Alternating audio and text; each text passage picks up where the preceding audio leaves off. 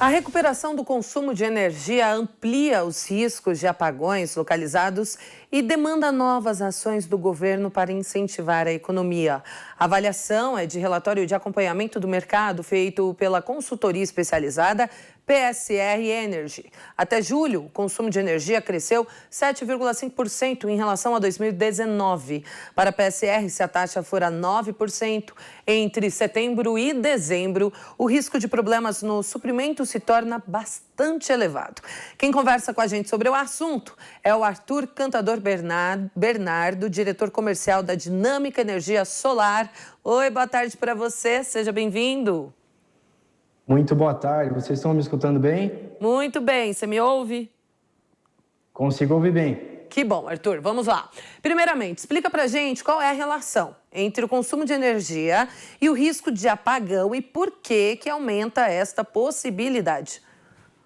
Então, o que a gente está percebendo que está acontecendo, né? Durante a pandemia, mesmo durante a pandemia, a gente teve aí, como você muito bem disse, um aumento em relação a 2019 próximo de 7%, né, no consumo de energia.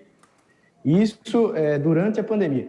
Se a gente começar a calcular que esse ano não teve chuva, quer dizer, não choveu de acordo com o previsto, então as distribuidoras estão sofrendo muito com isso, né? E a gente está tendo aí também uma retomada, né? Como a aceleração da vacina, a gente está tendo uma retomada do consumo de energia, né? As fábricas, as residências e os comércios, e se todos os consumidores de energia estão voltando a ter um consumo alto, né? Então, juntou duas coisas, né? Juntou a falta de chuva, né? E o aumento do consumo. Para entender um pouquinho melhor sobre isso, a gente consegue analisar a matriz energética brasileira. Hoje a gente tem uma matriz energética aí, a parte de geração hídrica, a gente está em 59,3%.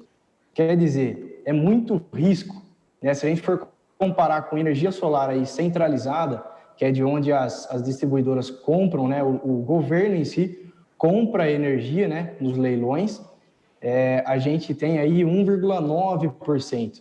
Quer dizer, imagina se a gente invertesse isso. Sol no nosso Brasil não falta, né? Agora, chuva é um negócio complicado.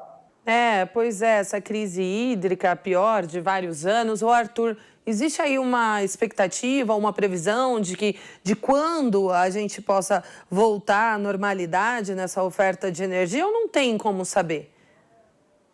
Então, na realidade, não tem como a gente prever muito isso, né? Porque se a gente olhar alguns anos atrás, a gente vê que tudo está se tornando elétrico. Então, a gente tem aí, as tecnologias, né, vêm se tornando tudo elétrico. Então, você tem um fogão elétrico hoje, um aquecedor elétrico, um carro elétrico, então tudo está se tornando elétrico. Consequentemente, o consumo aumenta e a matriz energética brasileira tem que acompanhar isso, né? E com isso também as fábricas, né? Hoje tudo está se tornando elétrico. Então, o consumo, a matriz energética brasileira tem que acompanhar o crescimento do país. Senão, a gente começa a ter esses problemas que a gente está acompanhando da crise hídrica, por exemplo. Bom, e qual é a parcela de responsabilidade da população diante de um problema, nesse sentido da energia elétrica, enfim, qual é a responsabilidade da população? Então, a população, mais uma vez, para o Brasil crescer, a gente tem que consumir energia. Então, o país, quem compra energia tem que estar visando isso também. É como um planejamento estratégico de uma empresa. Eu não posso investir tanto no comercial sabendo que a operação não está de acordo. Então, tem que ser um negócio muito bem programado. Para isso, eu acredito, né, a Dinâmica Energia Solar trabalha com energia solar e a gente vê duas possibilidades que a energia solar consegue ajudar, por exemplo, nesse problema da crise hídrica, né? Uma das possibilidades, das sugestões que a gente consegue ajudar é votando o PL 5829, onde está parado na Câmara dos Deputados, certo? Já entrou em votação em diversas vezes, porém não é votado, né? Está na pauta, mas não é votado.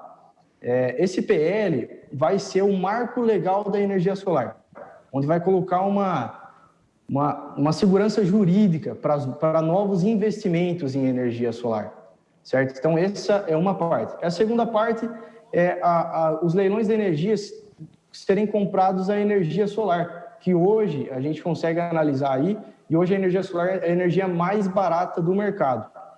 Então, quer dizer, se aprovar o PL, você libera a geração distribuída. Então, os comércios, os pequenos comércios, residências, indústrias, todos conseguem gerar sua própria energia, o que ajuda a matriz energética brasileira, certo? E os leilões também fazerem a compra de energia solar, que hoje é a energia mais barata do mercado. Certamente, Arthur. E sobre o horário de verão, muitos empresários pedem a volta do horário de verão que foi suspenso aí pelo presidente Jair Bolsonaro. Influencia em alguma coisa em relação a isso? Influencia sim, porque durante o horário de verão é onde a gente tem mais consumo, né? Por que estão falando que a crise hídrica vai estourar próximo de outubro, novembro, dezembro, que é onde a pandemia vai estar, não acabando, né? Mas a gente está vendo uma retomada muito forte das indústrias, comércios, etc. E em novembro, dezembro é onde a gente utiliza mais ar-condicionado, as fábricas estão a todo vapor, então a gente tem um aumento de consumo na matriz energética brasileira muito grande. E as chuvas, mais uma vez, a gente está com muita falta de chuva, né? Então isso é ruim, tanto para a agricultura quanto para a energia em si, que hoje a maior parcela da matriz energética brasileira a gente vê que é a geração hídrica, né? Muito bem, Arthur. Obrigada mais uma vez pela entrevista. Que você tenha um excelente fim de semana e seja sempre bem-vindo ao Jovem Pan Agora. Para você também, Kalina. Para a gente, né? Um bom final de semana aí para todos os ouvintes também. Obrigada. Um grande abraço.